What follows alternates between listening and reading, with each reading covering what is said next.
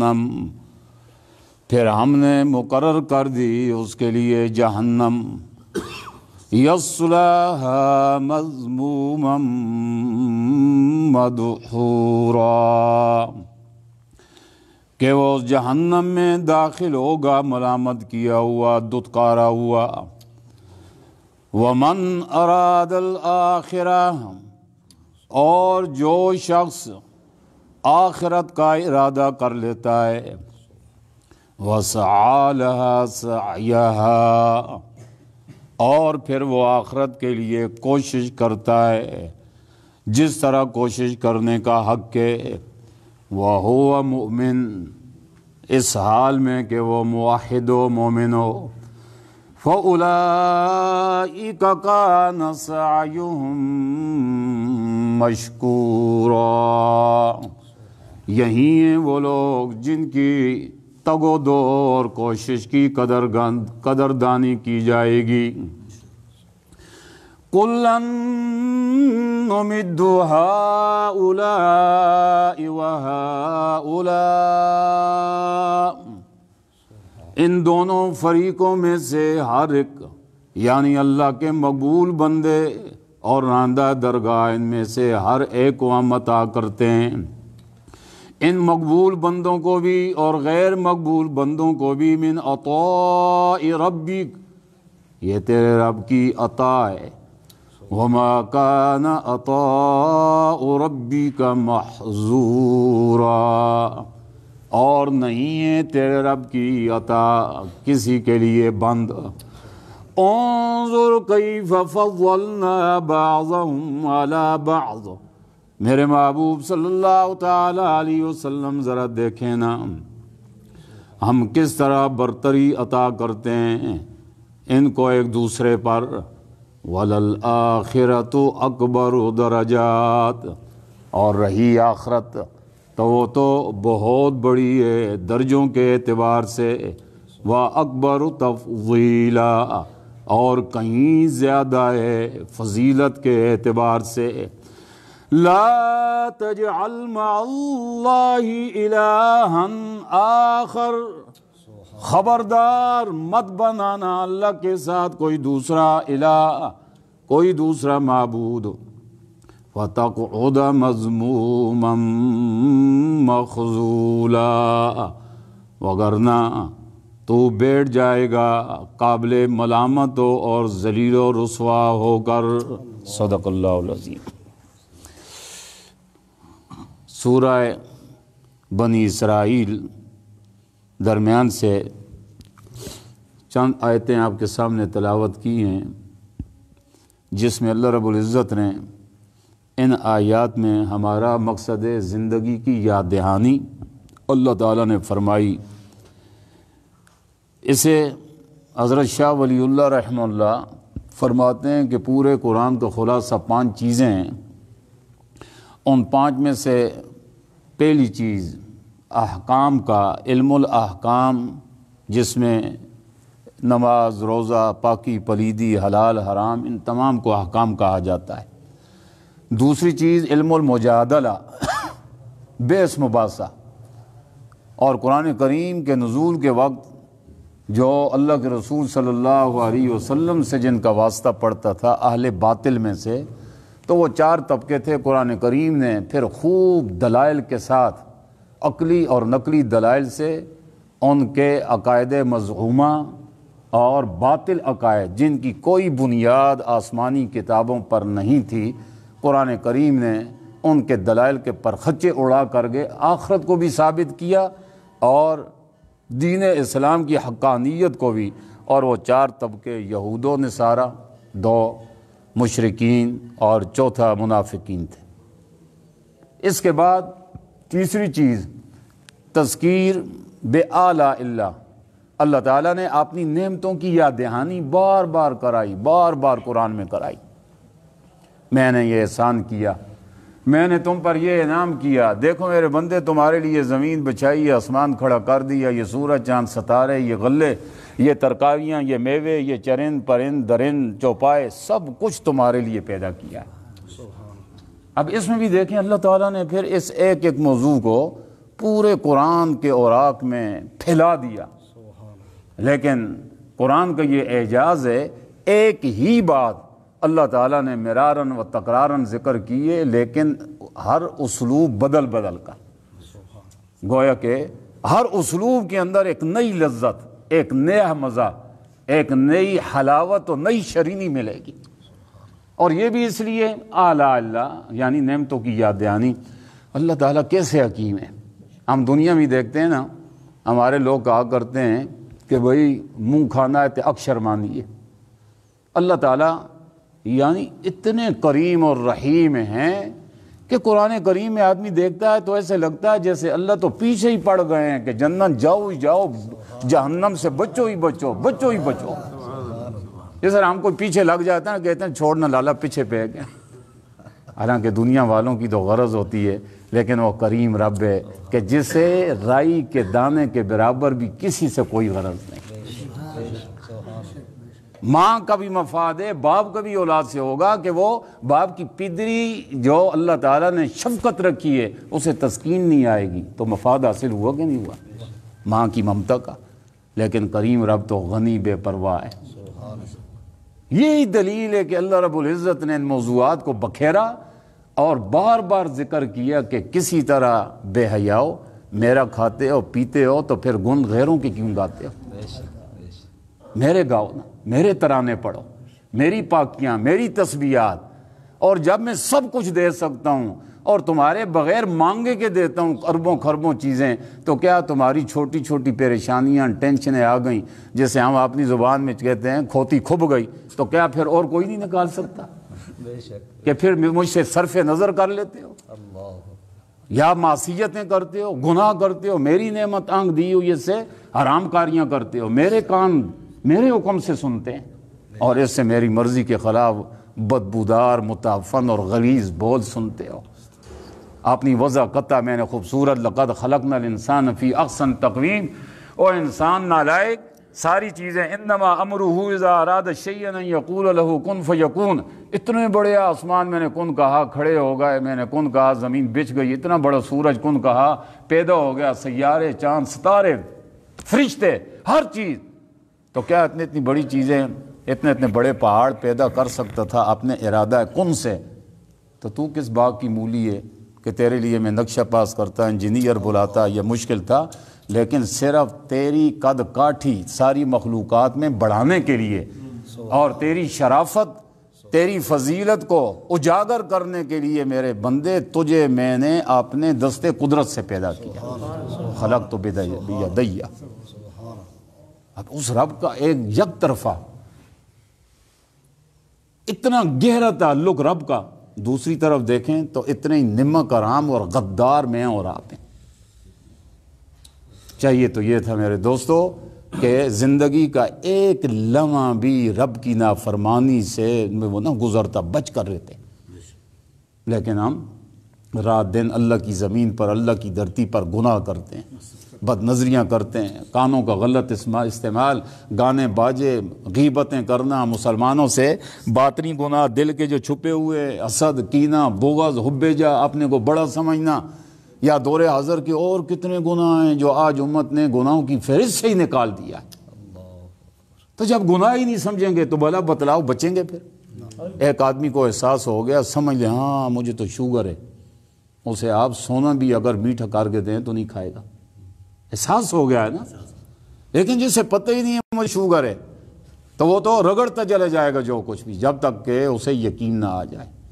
آج امت کے اندر میرے شیخ امام ربانی مفتی رشید احمد لدھیانوی رحمہ اللہ رو پڑا کرتے تھے، فرمایا اللہ تیری دھرتی پر اتنی تیری بغاوتیں پھیلی ہوئی اور تیرے ماننے والے، یہ تو اللہ کا کرم ہے، ورنہ آسمان میرے اور آپ کے گندے وجود پر ٹوٹ جاتا، زمین ہمیں نگل جاتی۔ لیکن اس زمین میں کتنے ہی گمنام اور کچھ اللہ والے ہیں جن کی دعاؤں کے صدقے اللہ پاک ہمارا بھی وجود باقی بچا رہتا ہے۔ کتنے گناہ ایسے، موسیقی کو کوئی گناہ نہیں سمجھتے۔ آج کل موبائلوں کے اندر اتنا دل دکھتا ہے، موسیقی کی گندی لعنتیں ٹون رکھ دیتے ہیں اچھے۔ اور پھر ظلم یہ ہے کہ نماز کے اندر بھی بھئی کوئی سیریس قسم کی، سنجیدہ قسم کی جو موسیقی کے اس میں آمیزش نہ آنے پائے، بنا سکتا ہے آدمی. اور اس طرح اور گناہ، سود کا اتنا گناہ پھیلا ہوا ہے. اچھے اچھے نمازی کے لائیں گے، عمرے بھی کریں گے، بینک میں کئی دفعہ میں نے دیکھا، نظر آئے، وہ چیک بک دیکھی، سیونگ اکاؤنٹ کھولایا ہوا ہے، یا کسی کو پرائیویٹ فنڈ مل گیا، چلو جی پیسہ ضائع نہ ہو جائے، فکسڈ ڈپازٹ اکاؤنٹ کے اندر رکھوا دو، ملتا رہے گا خنزیر. حالانکہ اتنا بڑا گناہ. ابو ہریرہ رضی اللہ تعالیٰ عنہ فرماتے ہیں سود کا ایک درہم جو ہے تو چند روپے ہی بنتے ہیں چاندی کا ہمارا، ایک درہم، اس پر ایک گناہ نہیں. لہو 70 و بضعۃ شعبہ، 70 سے کچھ اوپر گناہ ہے. کتنے کا؟ 70 سے اوپر. اور ایک درہم کھانے پر. اور فرمایا اللہ کے رسول صلی اللہ علیہ وسلم نے فرمایا وَأَدْنَاهَا كَمَنْ نَكَحَ أُمَّهُ، ان 70 گناہوں میں سے چھوٹا گناہ اتنا بڑا ہے جتنا اپنی ماں سے زنا کیا. خدا کی تو اتنی بغاوتیں ہوں، پھر ہم کہیں کہ ہمیں چین ملے، ہمیں عزت ملے، ہمارے حالات سنور جائیں. رب کریم کا پھر بھی کرم ہے کہ گندا وجود میرا اور آپ کا باقی. یہ گناہ اس طرح اور کتنے، ہماری شادیاں اس میں سمجھتے ہیں آزاد ہیں. محمدی کبھی بھی آزاد نہیں ہو سکتا. وہ تو اس کا ہر لمحہ، وہ تو پیشاب پخانہ کرنے میں بھی غلامی کے شکنجے میں نبی نے کس دیا طریقہ، پیشاب بھی کرو تو محمدی بن کر میرے طریقے پر کرو، چاہے جائے کہ غمی ہو یہ شادی ہو.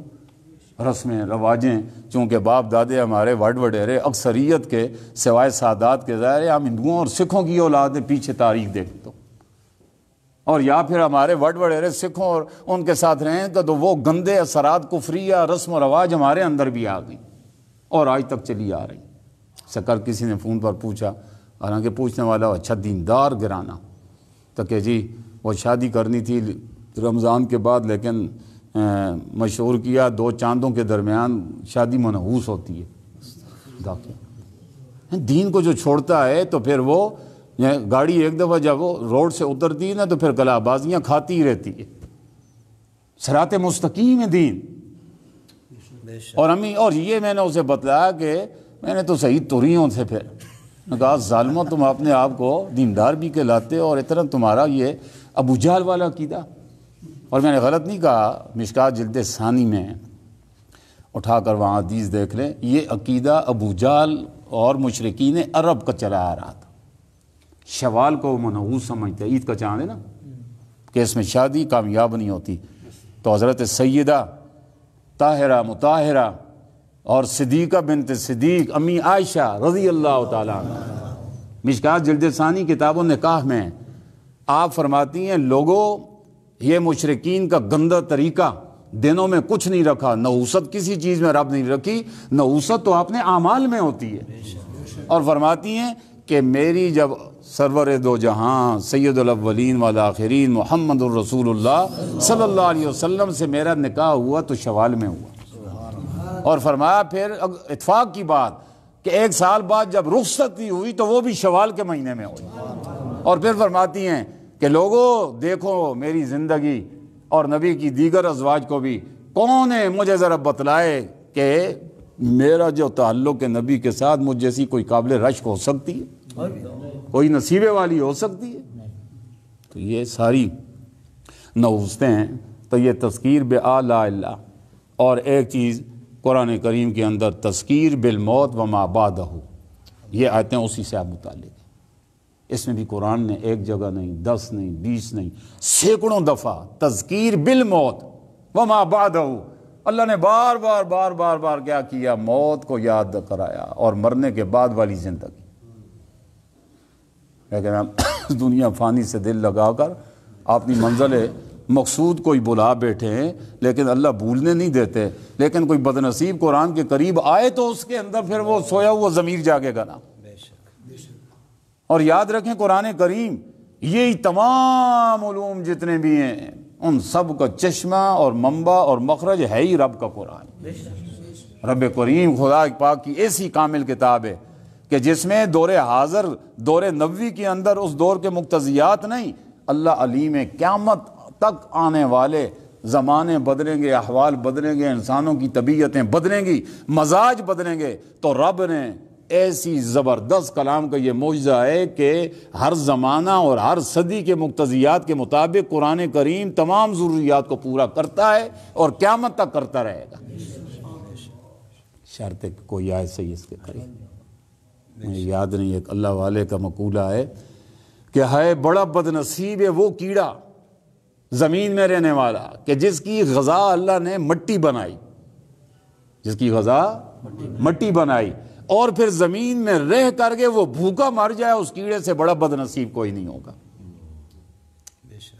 تو بڑی بد نصیب ہے وہ امت کہ جس کی دنیا اور آخرت کی ہر پریشانی کا حل اللہ نے قرآن میں رکھا، اور قرآن کے ساتھ نام لیوا ہیں وابستہ ہو کر قرآن کا پتہ نہ ہو، تو اس سے بڑھ کر بد نصیبی کیا ہوگی؟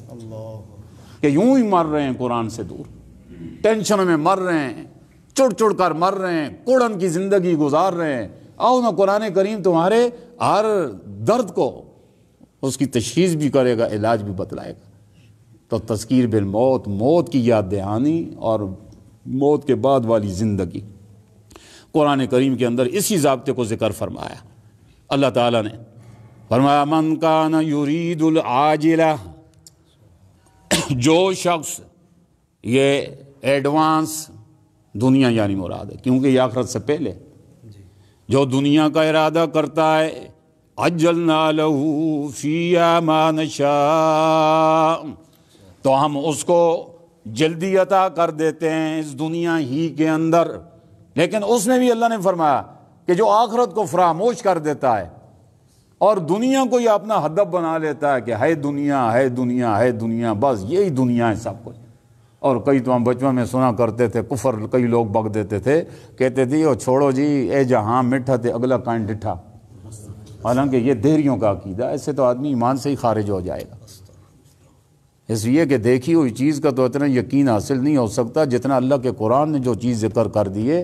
وہ سننے میں دھوکہ ہو سکتا ہے، آنکھ دیکھ کر دھوکہ کھا سکتی ہے، لیکن رب نے جو قرآن میں اور نبی نے اپنے فرمان سے فرما دیا، خدا کی قسم وہ لوہے پر لکیر سے بھی زیادہ اشد اور زیادہ سخت ہے۔ تو اللہ نے فرما دیا کہ دیکھیں صرف دنیا چاہے گا تو یہ نہیں کہ وہ جو مانگتا چلا جائے گا وہ ہم دیں گے، نا، اس میں بھی قید لگائی۔ عجلنا لہ فیہا ما نشاء لمن نرید، ہم اسے جلدی دے دیں گے اس دنیا کے اندر ما نشاء، جتنا ہم چاہیں گے۔ ضروری نہیں کہ جو وہ مانگے ہم دنیا دے دیں آخرت کو چھوڑ کر، اور وہ بھی لمن نرید، ہر ایرے خیرے ویرے کو بھی نہیں، جو جس دنیا دار دنیا کا چاہنے والا جو مانگے گا وہ نہیں ملے گا جتنا ہم چاہیں گے، اور جس دنیا دار کو دینا چاہیں گے تو دے دیں گے۔ لیکن آخرت کو اس نے فراموش کر دیا۔ اس میں حضرات مفسرین نے فرمایا دو طبقے آ گئے، ایک تو وہ جو آخرت کا ہے ہی منکر ہے، تو کوئی شک نہیں وہ تو ہے ہی کافر ہے۔ دوسرا کہ آخرت کو مانتا ہے، جس طرح میں آپ سارے مانتے ہیں، اس کے بغیر ظاہر ایمان کے اندر ہی نہیں رہ سکتے۔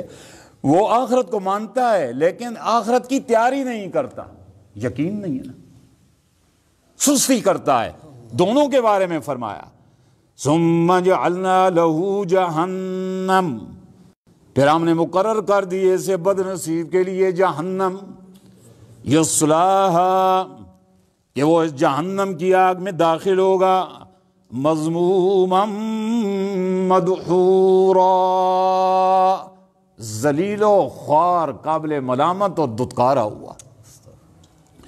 ومن اراد الاخرہ، اور جو آخرت کا ارادہ کرے گا۔ اب اس آیت کے اندر کامیابی کا اللہ تعالیٰ نے نسخہ عطا فرمایا کہ تمہاری آخرت کے چاہنے والوں اور آخرت کو یاد رکھنے والوں اور آخرت کی تیاری کرنے والوں، ایک اللہ نے خوشخبری سنائی کہ اللہ تو اتنے قدردان ہیں کہ تمہاری اس کوشش کی قدر کریں گے، ضائع نہیں کریں گے تمہاری محنت۔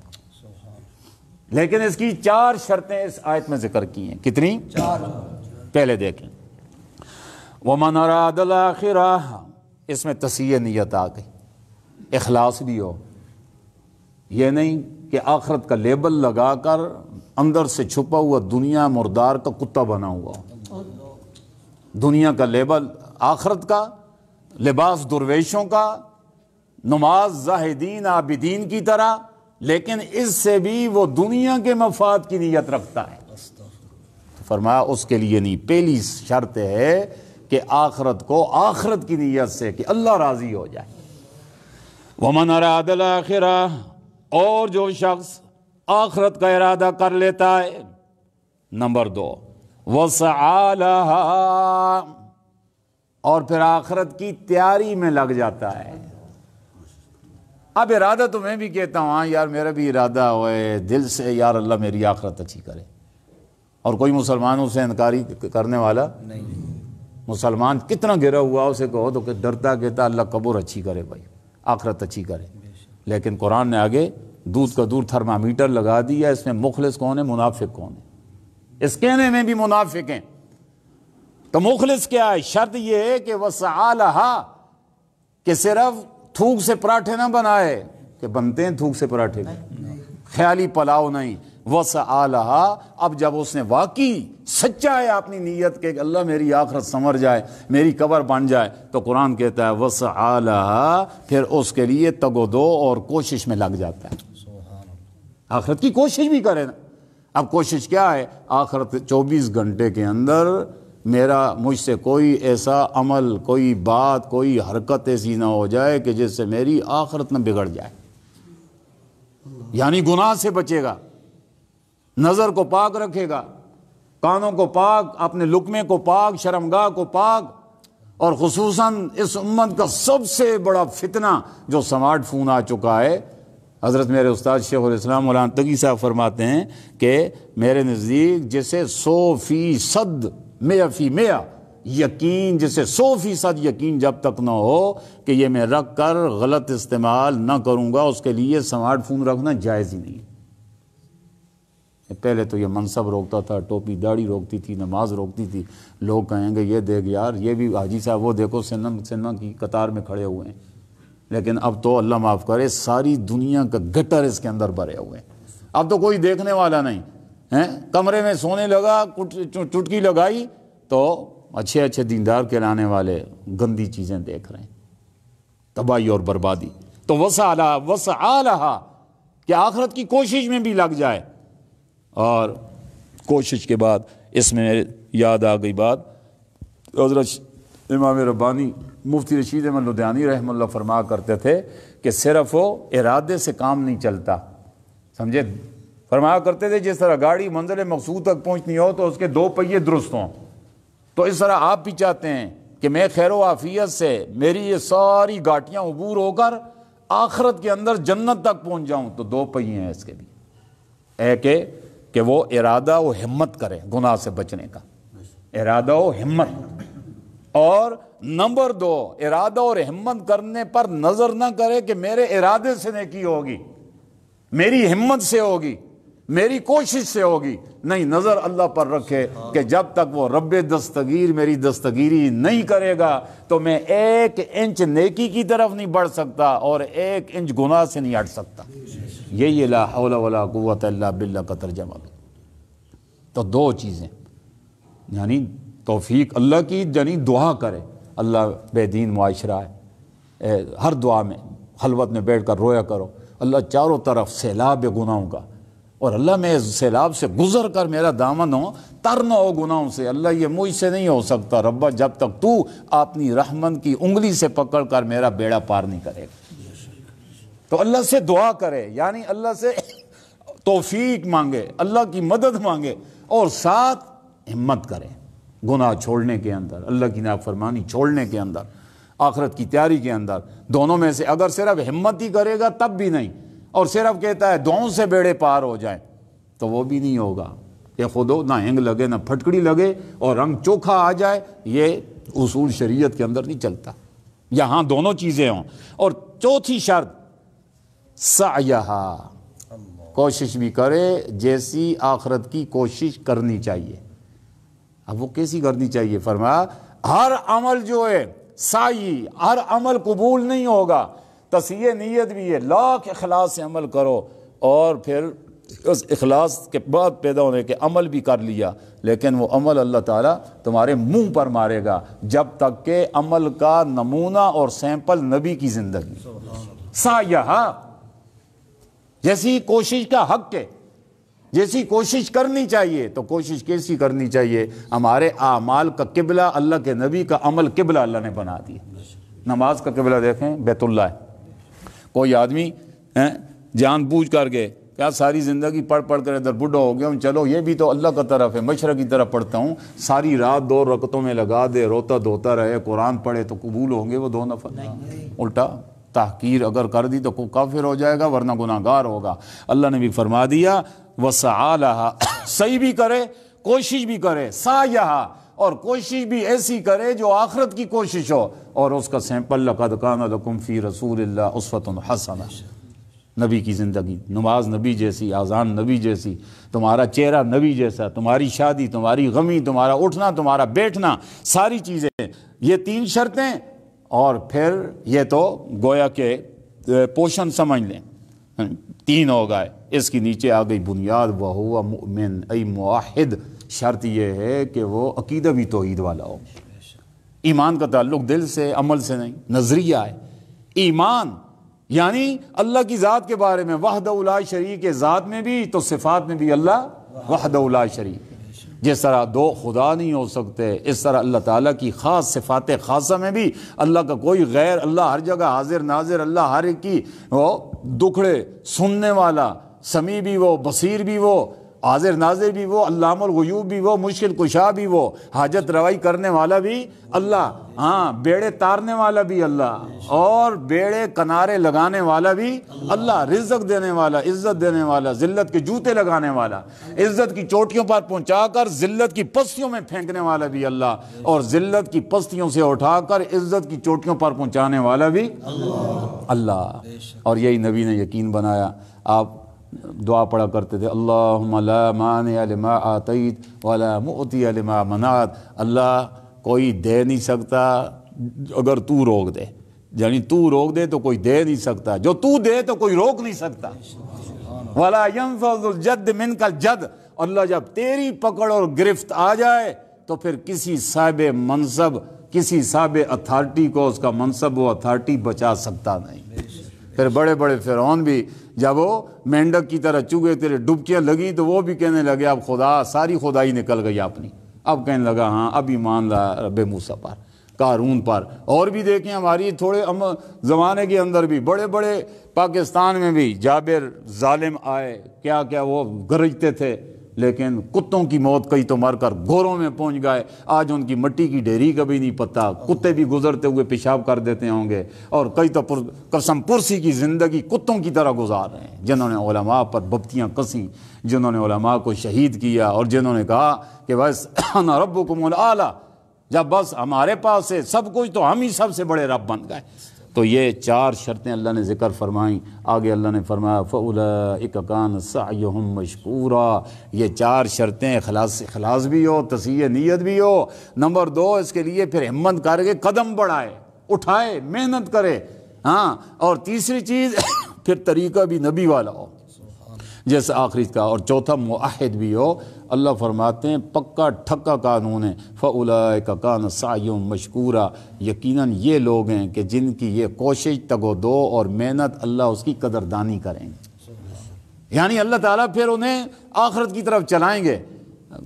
حضرت شیخ تھانوی رحمہ اللہ فرماتے ہیں اس سے معلوم ہوا کہ دین کے راستے پر چلنا، گناہوں سے بچنا، نیکی کی توفیق کا ہو جانا، اس کے لیے اللہ نے شرط لگا دی کہ پہلے تم قدم اٹھاؤ، پھر اللہ کا نظام غیب حرکت میں تب آئے گا۔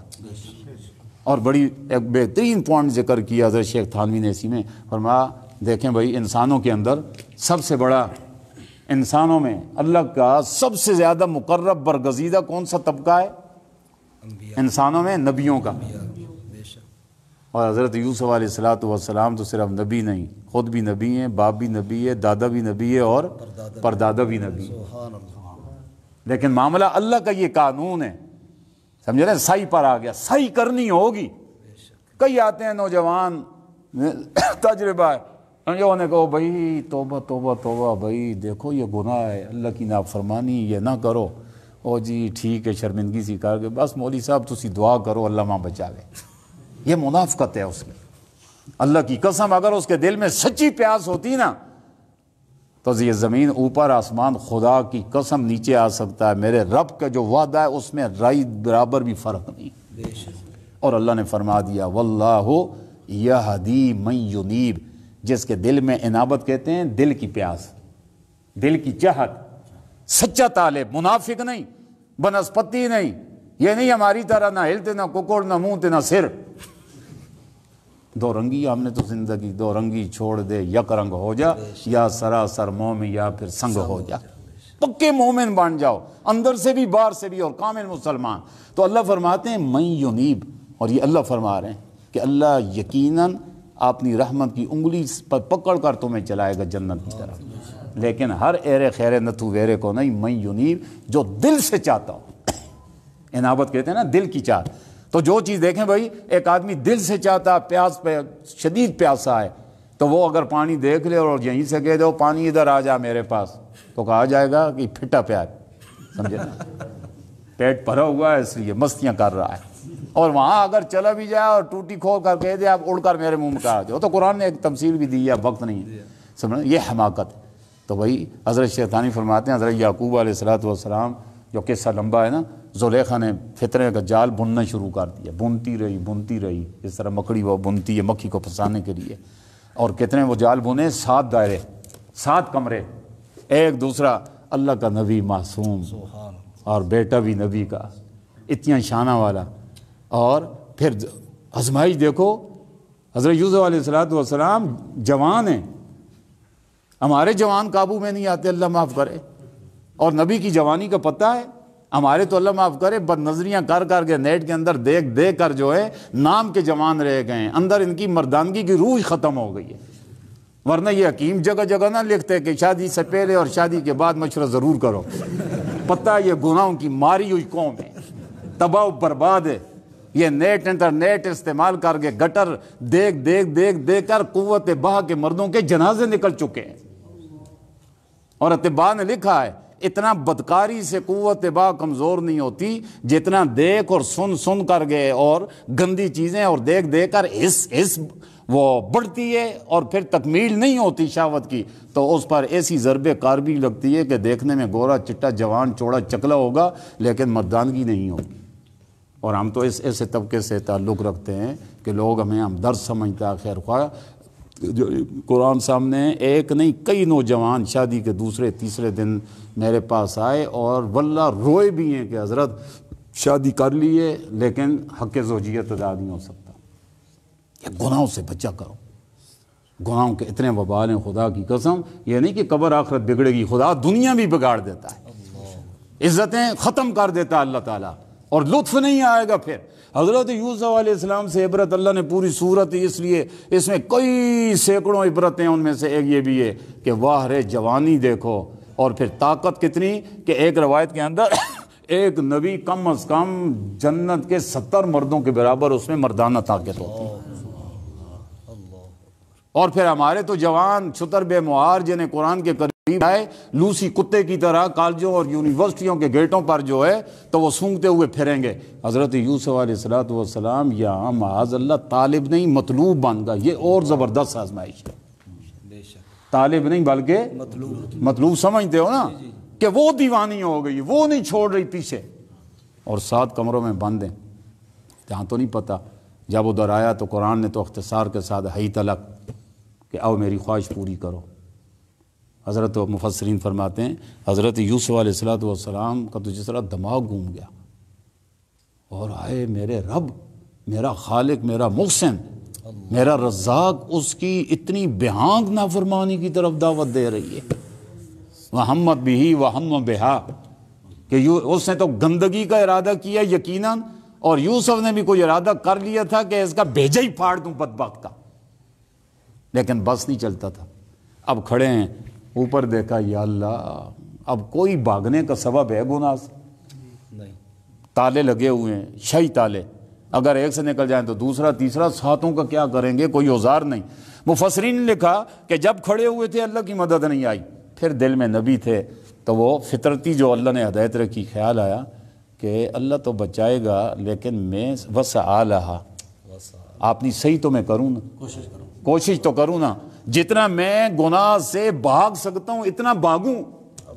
اب کھڑے ہوئے ہیں تب بھی مدد نہیں آئی, یہ سوچا مدد نہیں آئی, اب اس کے بعد سوچا کہ سامنے آپ دیکھیں چند قدم دروازہ ہوگا نا, اور دیکھ بھی رہے ہیں کہ تالا لگا ہوا, جا نہیں سکوں گا, لیکن دل میں آیا کہ یہ کام میرا نہیں ہے, اگلا میرے اللہ نے جو مکلف بنایا ہے قبل استطاعت, یہاں تو میں اس پٹرول کو خرچ کر دوں. اب دوڑ پڑے, جو دوڑے تو مدد نہیں آئی, یہاں آخری قدم پہنچا. اب یوسف علیہ السلام کی استطاعت و قوت ختم ہو گئی, تو اس خدا غیور کا اب نظام غیب حرکت میں آ گیا. تالا ٹوٹا اور نکلے, ٹوٹا اور نکلے 7ویں کے بعد, اور نکل کر اور بڑی آزمائش در آزمائش آ گئی. عزیز مصر آ گیا, اور پھر اس نے پینترا بدلا کے دیکھا نا, کیا خیال ہے اس نے تیری عزت آج تباہ کر دینی تھی, شکر ہے تو آ گیا. اللہ تعالیٰ کا نظام غیبی حرکت میں ابھی بھی. فوراً اللہ تعالیٰ نے دودھ پیتے بچے کو آگے کر دیا, اور اس نے حضرت یوسف علیہ السلام کی عفت و پاک دامنی کی گواہی دی. اسے کہتے ہیں قرآن کا وعدہ ہے, من یتق اللہ یجعل لہ مخرجا ویرزقہ من حیث لا یحتسب. تقوی اسے ہی کہتے ہیں جو رب کی نافرمانی گناہ سے بچنا چاہے گا تو اس کے لیے یجعل لہ مخرجا, خدا دروازے کھولیں گے, اس کے لیے راستے پیدا کریں گے. من یتق اللہ یہ شرط ہے, جو بچنا ہی نہیں چاہتا, طلب ہی نہیں ہے دیندار بننے کی, تو اس کا بھی قرآن نے کہہ دیا نلزمکموہا وانتم لہا کارہون. اے کم بخت و ذلیلو, کیا میری ہدایت والی نعمت جو ہے اتنی سستی ہے؟ انلزمکموہا, کیا میں زبردستی تمہارے سر تھوپ دوں گا, وانتم لہا کارہون, اور تم جو ہے گدے کی طرح منہ موڑو, پسند ہی نہ کرو ہدایت کو. تو پسند سے یہی مراد ہے نا, عملی قدم نہیں اٹھانا چاہتے. تو نبیوں کے ساتھ میرے عزیزو جب یہ معاملہ ہے تو میں اور آپ کس باغ کی مولی کہ شفوں سے بیڑے پار کریں. شادی کوئی ایسا بد نصیب نہیں کہ شادی کیے بغیر کہہ دے کہ حضرت جی دعا کرو نا فلاں کے اتنے بچے فلاں کے. میں بھی چاہتا ہوں ایک ننا منا گول مٹول اور سفید گورا جیسا بچہ ہو جائے, دعا کرو. اچھا جی دعا کرو, شادی کتنا عرصہ ہو گیا؟ نہیں جی شادی تو نہیں ہوئی نا, اور ذلیلہ شادی نہیں ہوئی اور دعا کروا رہا ہے. بیٹا اللہ تو قادر ہے کہ نہیں؟ شادی کے بغیر صالح علیہ السلام کی اونٹنی کہاں سے آئی تھی؟ پتھر پھاڑا. ہمارے دادا میرے اور آپ کے, کیا وہ کسی ماں اور باپ سے پیدا ہوئے؟ آدم علیہ السلام. ہاں حضرت اول جو ہے حوا ہماری دادی بھی ایسی پیدا ہوئیں, اور پھر حضرت مریم کے بطن سے. لیکن اے کہ اللہ کی قدرت قاہرہ, وہ تو قادر ہے. اللہ نے دنیا کو دارالاسباب بنایا ہے, مسبب الاسباب اللہ ہے, اور اللہ رب العزت نے, یہ اللہ کا دستور اور قدرت ہے کہ سبب تم اختیار کرو, حرکت تم کرو, اس کے پردے میں پیچھے میں ہی سب کچھ کروں گا.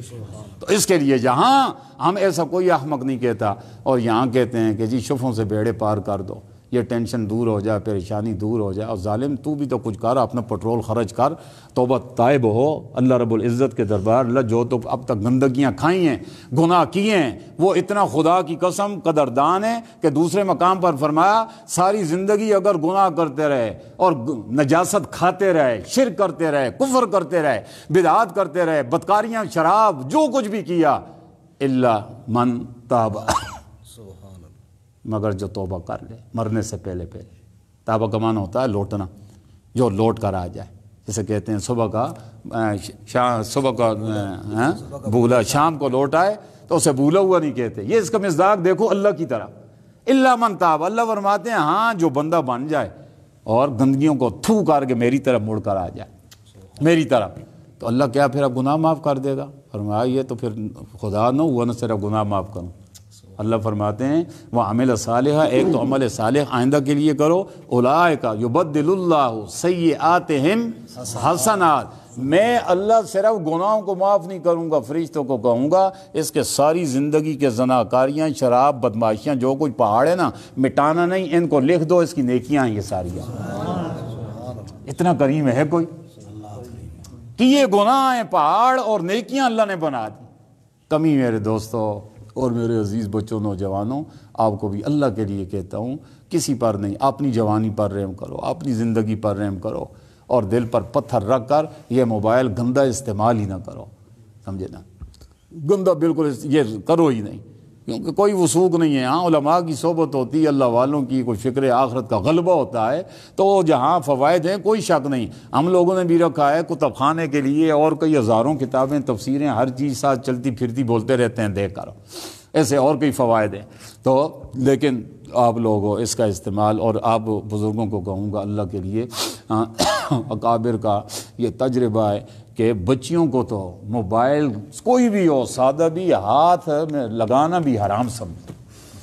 ہم نے دیکھے ہیں بڑے بڑے شملوں والے، بڑی بڑی پگڑیوں والے، یہاں 2-4 آدمیوں میں بیٹھ کر گرجتے تھے، جرگوئی بنائے جاتے تھے، ان موبائلوں کے ہاتھوں ایسے تباہ ہوئے کہ آج منہ دکھانے کے قابل نہیں رہے۔ بچیوں نے تباہی مچا دی، بچے تباہ ہو رہے ہیں، تو بچیاں تو صنف نازک ہیں، کبھی بھی نہ دو ان کو۔ اس کا کیا کام ہے باہر سے، جب تک شادی نہیں ہوئی، اس کا بھائی ہیں، باپ ہیں، کچھ ہیں۔ اللہ تعالیٰ ہمیں عقل سلیم نصیب فرمائے، اللہ فکر آخرت نصیب فرمائے، اللہ رب العزت اپنا تعلق اور رب نصیب فرمائے، آمین، الحمدللہ۔